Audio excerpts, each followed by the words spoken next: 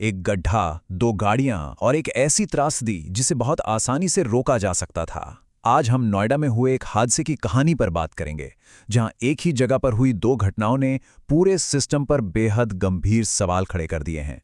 इस पूरी कहानी का सेंटर एक ही जगह है।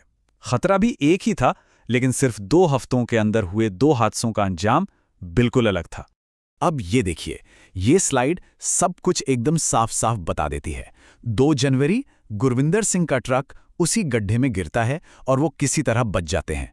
ठीक 14 दिन बाद 16 जनवरी को युवराज मेहता की कार उसी गड्ढे में गिरती है और उनकी जान चली जाती है। मतलब पहला हादसा एक बहुत बड़ी चेतावनी थी, जिसे पूरी तरह से नजरअंदाज कर दिया गया। तो चलिए सबसे पहले उस पहली घटना को थोड़ा करीब से देखते हैं।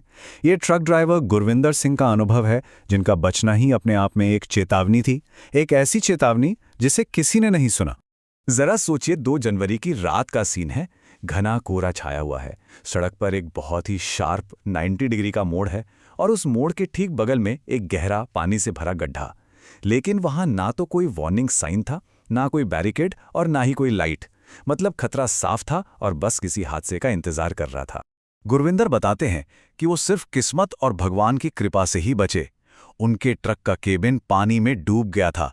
तभी मोनिंदर नाम के एक शख्स ने उन्हें देखा, ट्रक से रस्सी खोली और किसी तरह उन्हें बाहर निकाला।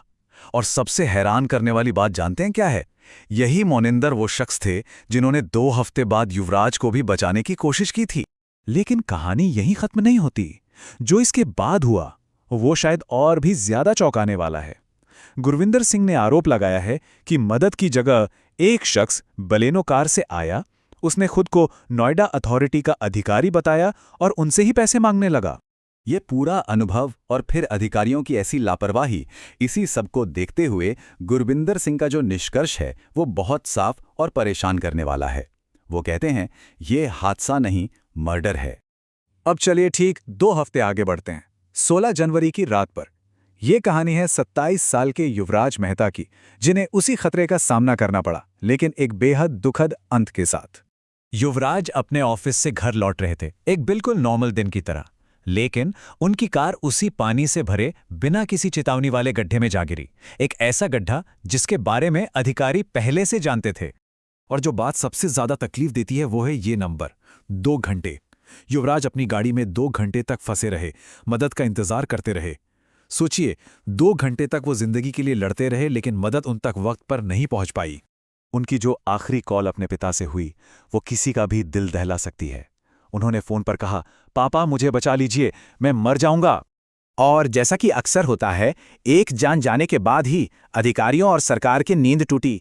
चलिए अब देखते हैं कि इस त्रासदी के बाद सरकारी कार्रवाई कब और कैसे हुई।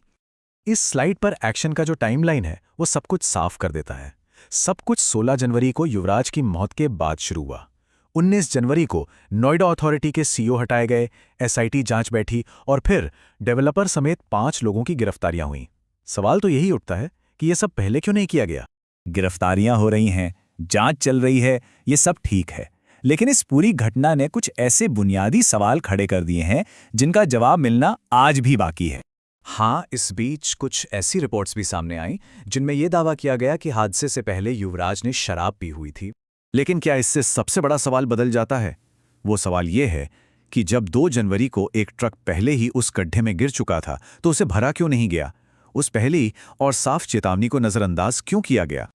और दूसरा सवाल सड़क सुरक्षा का। एक इतना खतरनाक 90 डिग्री का मोड़, उसके ठीक बगल में एक गहरा गड्ढा, और वहां ना कोई बैरिकेड, ना कोई वार्निंग साइन, ना ही कोई रोशनी का इंतजाम। ऐसा कैसे हो सकता है? और आखिर में वो सवाल जो शायद सबसे ज्यादा परेशान करता है, मदद के लिए पुकार रहे एक इंसान तक पहुंचने में रेस्क्यू टीम को 2 घंटे कैसे लग सकते हैं?